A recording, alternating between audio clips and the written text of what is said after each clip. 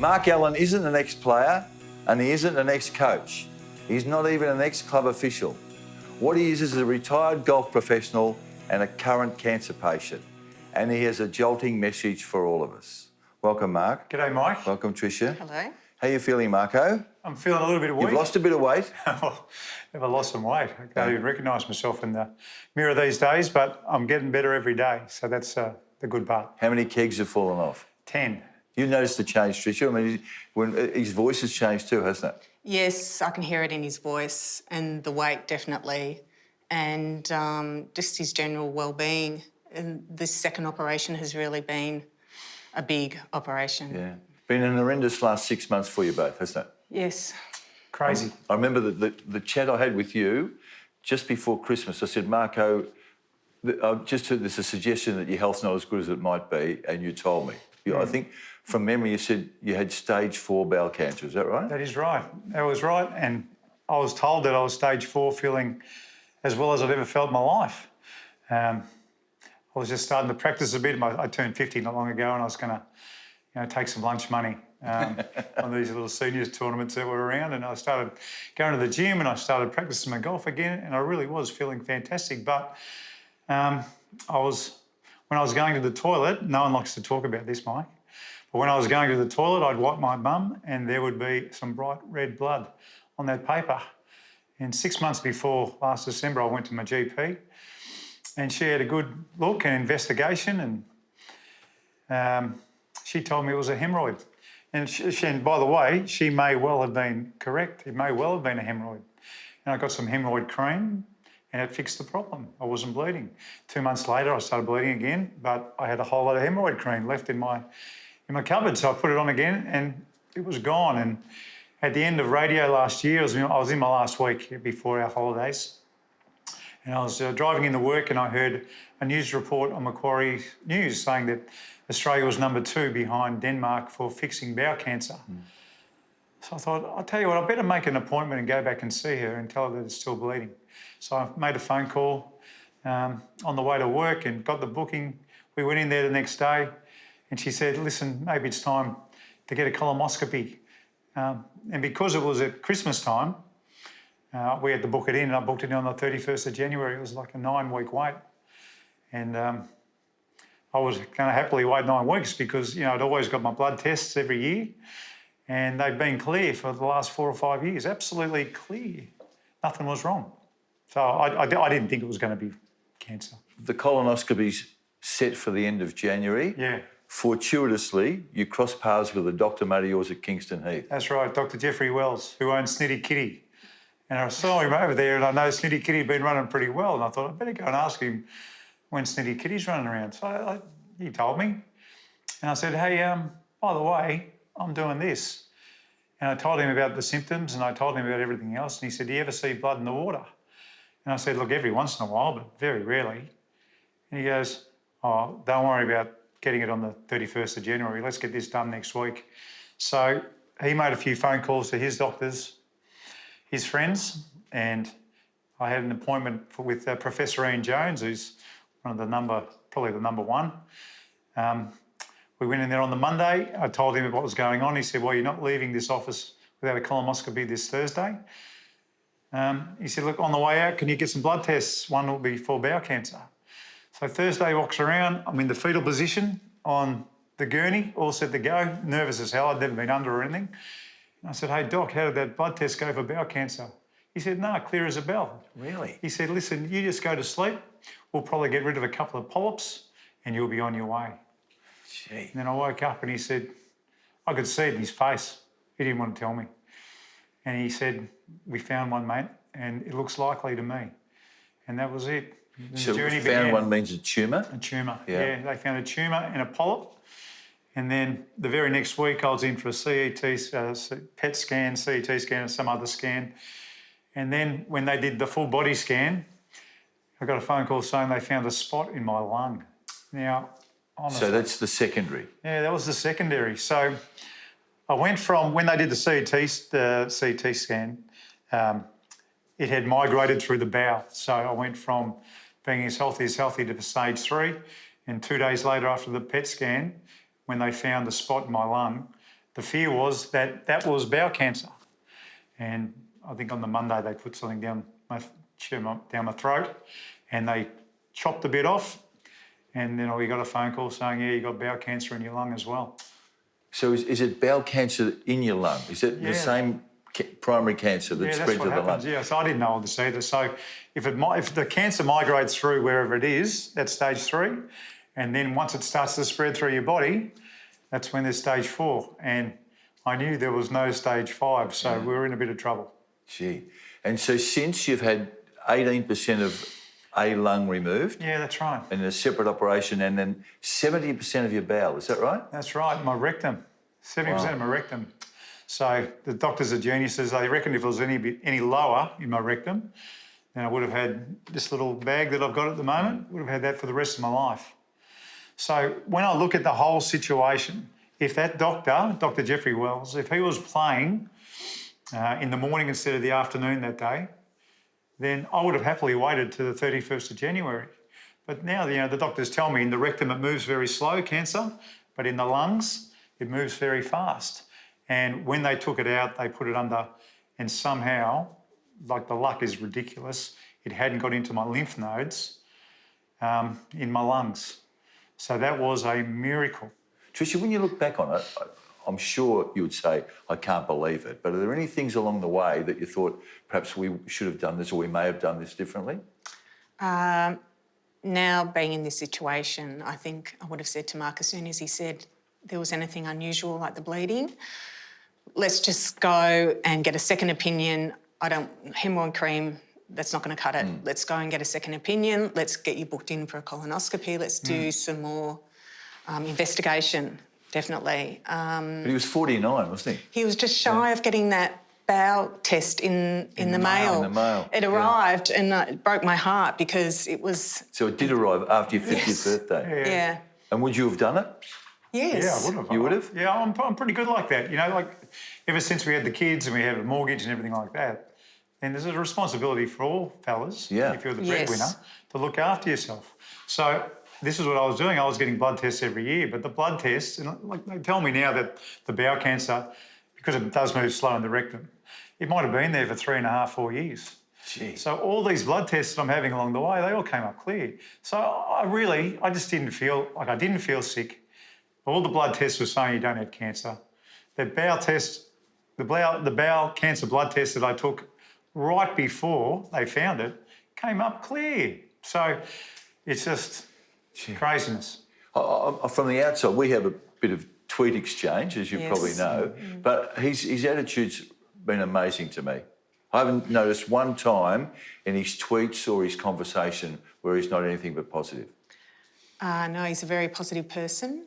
He works with a very positive guy, David Schwartz. And he's been great like that because it helps keep our family unit on track. Because we've got 2 young children and we've just got to stay cool, calm about the whole situation. So when the dialogue swings to this, do the kids ask about Dad, or do they say to you they want more information? Didn't tell them. You did not tell them? Not to begin with. No, the doctors told me. I do what the doctors tell me. This crew that they put together, they said, don't tell them. Just get on with it and just tell Deb. We just told them I had a lump removed. We didn't say it was cancer. But then, in the end, we had to tell them. But for the first... Because you did a story with John Ralph in the Herald Sun. Yeah. Yes. So when that was happening, we had to tell the kids. Yeah. So we didn't tell them at all. We didn't tell our friends. Only our really close friends, we let them know, but, the school or anything. And that was fantastic because now that people know, and now that the graph's moving in the right direction, I can cop it all. But when we were scared at the start and when we were told we were stage 4, if we had the people calling, worrying, that would have dragged us down. Were you working with the knowledge that you had this problem? Yeah, we worked right through Well, once we got that taken out, then it was time to put some radiation and some chemotherapy into what was in my rectum. That had great results, but that was 6 weeks' worth of radiation and chemo. Work was fantastic. It's not the sort of chemo you get where your hair falls out, but it's the chemo that complements the radiation. So that was debilitating, But again, you know, you're going in, you're having a bit of fun on radio and you get through. I missed some days, but work were great about it. Your judgment hasn't been affected. You still picked the last two major winners. Yeah, that's easy. Now, you've got more radiation and chemo ahead of you? Yeah, that's right. I've got some chemo to go. And that's hopefully to knock it all out. So, look, theoretically at the moment, there's no more bowel cancer up here and there's no more cancer in my rectum. In fact, you know, I've only got 30% left. So, theoretically, I'm cancer-free, but because it did spread through my body, they want that chemo just to knock on the head. You know, if there's anything hanging around, let's play safe. Let's use the 2-iron off the tee. Reassurance Play a policy. little bit safe here and make sure we get it all. But it savages your dignity too, doesn't it? I mean, you've got a colostomy bag at the moment. Yeah. Is that how long are you expected to have that for? Well, I'd take it off tomorrow if I could. That's not much fun. And I say that knowing that there are people out there who have to wear one for the rest of their lives, and to those people, my God, good luck. You know, it's not the nicest thing, but that's you know, getting up at 3 o'clock in the morning and emptying that out. That's no good. That's no good at all. And I guess, you know, the real message is that 100 in this country, 103 people die a week of bowel cancer. Is that right? 103 people a week in this country die of bowel cancer. Now, you know, I know friends in America, if once they get to 50, if they've got a good job, they get a colonoscopy. They get it done. And, you know, from my experience, if there is any doubt whatsoever, and this is David Schwartz talking, if there's any doubt, get your bum checked out. But go and get a colonoscopy done. What about the downtimes at home, Tricia, when it's just the two of you and the realisation that there's a serious disease that's bugging your husband? I mean, just how difficult has that been? It's definitely been a roller coaster ride of emotions, but Mark's always been very level-headed. He's probably had 1 or 2 moments where he's gone, oh my God, here we are in this situation. Teary twice. We were. Teary twice. And then it was the first visit after each operation. Yeah. So I just look at it and go, what am I doing here? Yeah. It didn't make sense. And you wake up and you can hardly breathe because From the lungs. Yes. Yeah. And it's quite scary to then all of a sudden be in this situation. And Mark has been remarkable how he's handled it, still gone to work. He's just had a really good attitude and it's really helped my family. And the kids, he knows that there's a whole family here that rely on him and he leads the way for us. Can I say too that Trisha's been unreal? I mean, it's not just me. Trisha's been amazing. You know, you watch all these, you know, people give you advice along the way. You go watch, what's that one they told me to watch? Heal? Oh, yes, Heal. So I watched Heal on Netflix, which is, you know, people trying to come back from cancer. And there's lots of things in Heal. But the one thing that I noticed was, you know, you just got to go and do some things that you really like doing. So selfishly, I would just go out and hit a few golf balls or go and hit a few putts or just do whatever selfishly for me because that was my happy place. You know, I'd get there and just hit a few balls, hit a few wedges. Sometimes after dinner, I'd just go down and hit some golf balls while I could and leave Trish with the kids in the house and everything else. So Trish gave me that time, which was fantastic, time that, you know, I didn't always get to myself. So Trish has been unbelievable as well. Trish has been amazing. The one thing lots of things about your story that are, I think they're educational and certainly intriguing. One I was fascinated by and just to try to put myself in your seat, you're in the car, you're coming home from a bad diagnosis and you're thinking of funeral songs. Do you remember that? Yeah, I do. And that's a real Tricia, were you with him then? No. No. That's real selfish behaviour there, thinking about that stuff. Well, it is because, you know, then not long after, you start thinking about, well, what's Trish going to do? You know, what are the kids going to do? Because I planned on opening lots of doors for my kids and my family on the way through. Yeah. And I rely on Mark with his, like I work as well, but my wage definitely does not match Mark's. We're about to have 2 kids going to secondary school. We've got a big mortgage, like most families do these days. So it's quite scary. And then you remember the horror story. You know, everyone's got a friend or knows somebody in the family. They say he was diagnosed with cancer. He was gone 2 months later. Yeah. So I'm driving along going, is that me or what is going on? What is actually going to happen to me here? What would you say to men 50 plus, and you're now in that bracket, sadly, Yeah. about awareness about their health and about things like the home kit that gets sent to all people who are 50 plus? I think the home kit comes too late. Like my doctors tell me that there are people who are 40 and 25 and all this kind of stuff. If your family's got a history in bowel cancer, I'll tell you this, I won't say his name, but it was a journo at your old newspaper, the Herald Sun, and he called me once he read the article, and he told me that his family has a history in bowel cancer, that he was bleeding when he was wiping his bum. He was in his 30s and he hadn't been checked out. I said, what are you doing, son? I mean, just go and get this colonoscopy done. He called me 2 weeks later, he had it done, and he was all clear. Yeah. I mean, you've just got to not ignore it if you're a bloke. You've walked the block this morning. How do you feel? Tired. Yeah. But as you know, because you've had a big operation as well lately with the heart, that it is small steps. And Yep. at the start of last week, I could walk 100 metres down and I was cooked. I actually had to have a rest and then came back up the street. It was only a small hill too.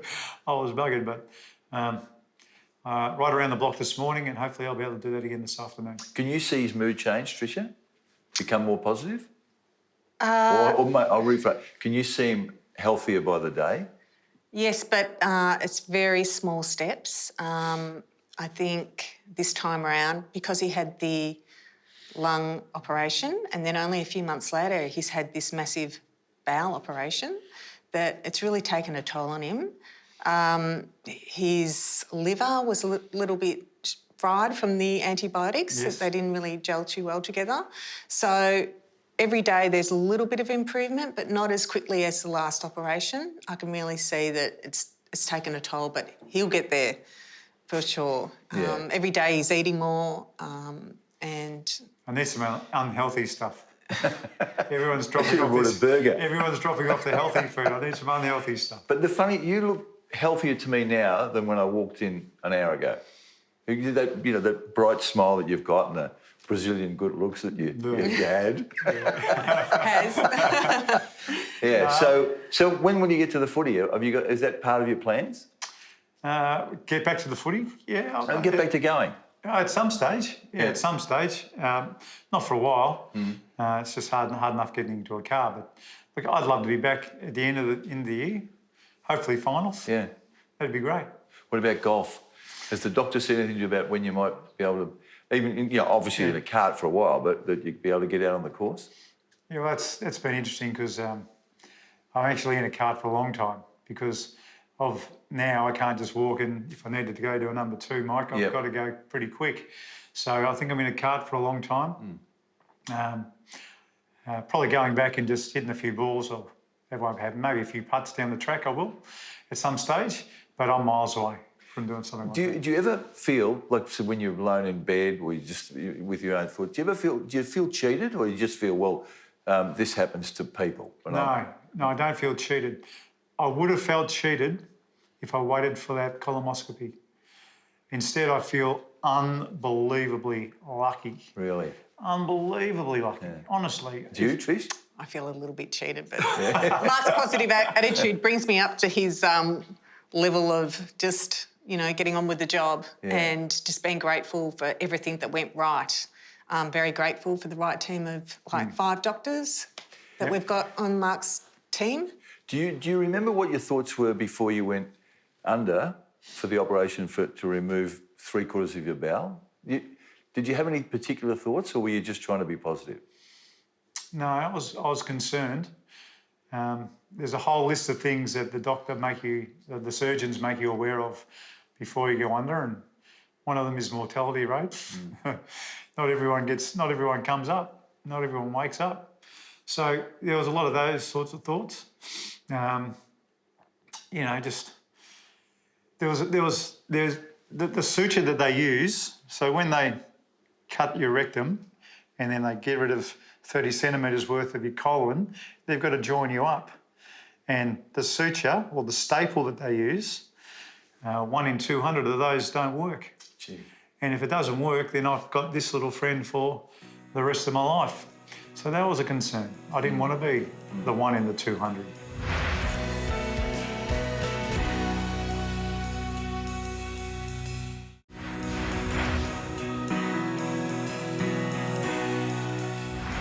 let's be a bit more positive. Yeah.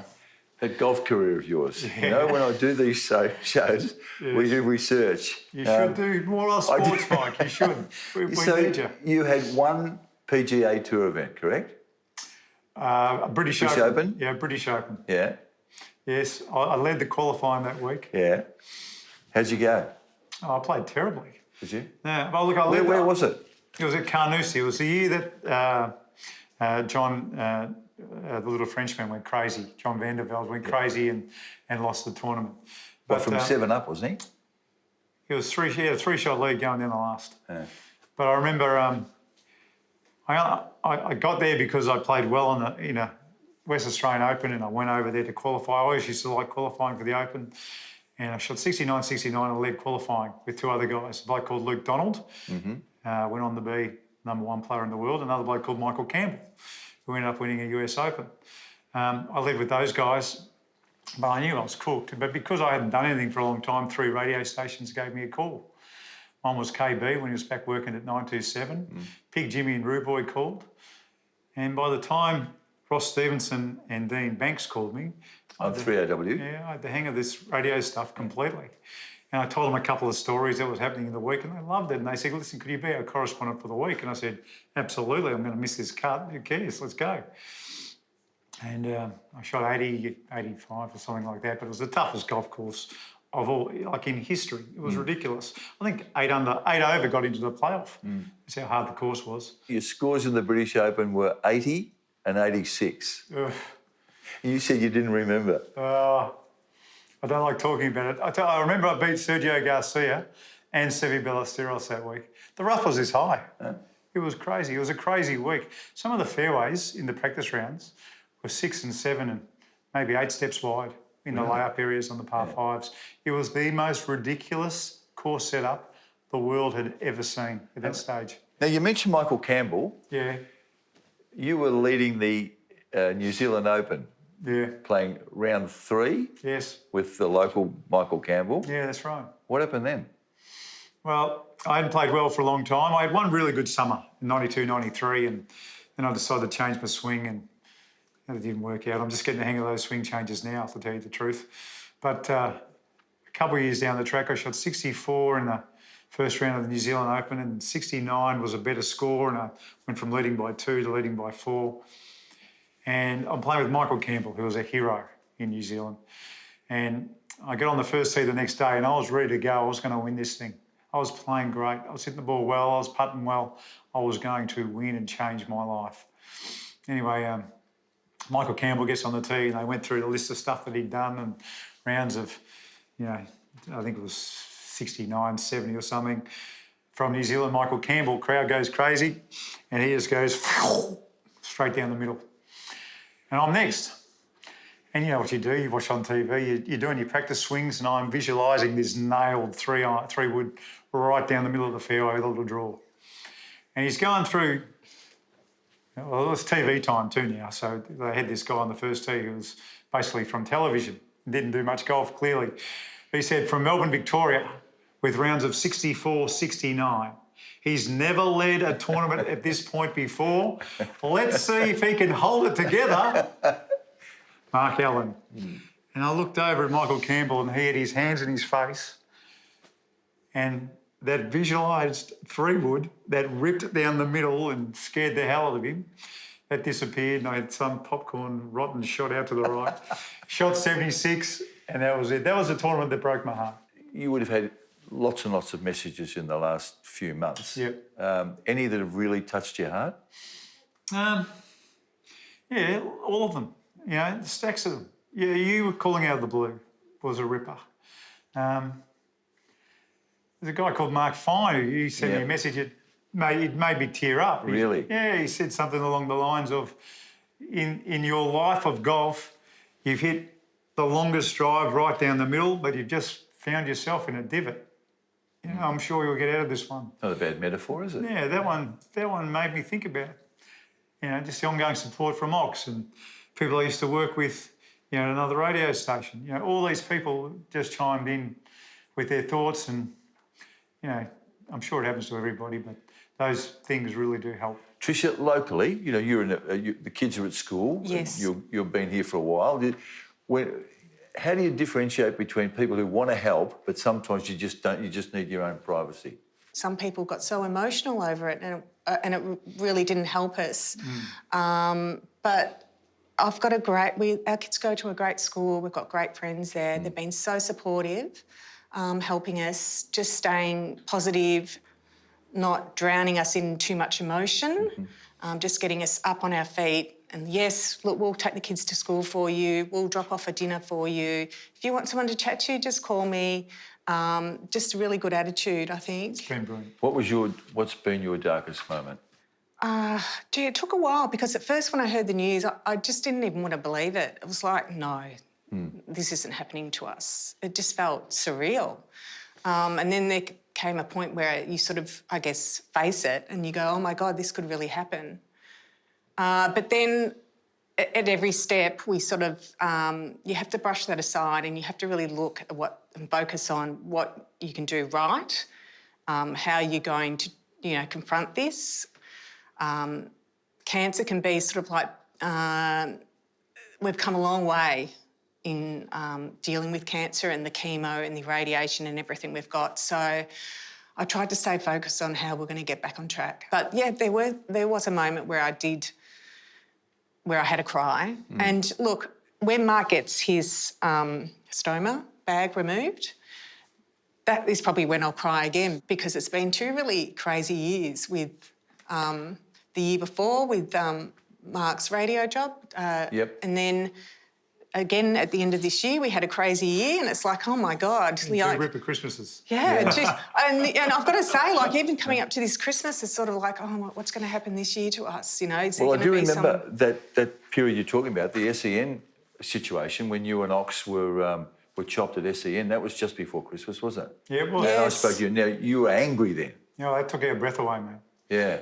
We were angry because they went to the trouble of saying, hey, come on, let's organise next year. So 4 weeks' worth of negotiation, I went up by about this much. I'll say this, the Ox came down $100,000. Really? Because he went from breakfast to afternoon. Yep. So he went down $100,000 for that show.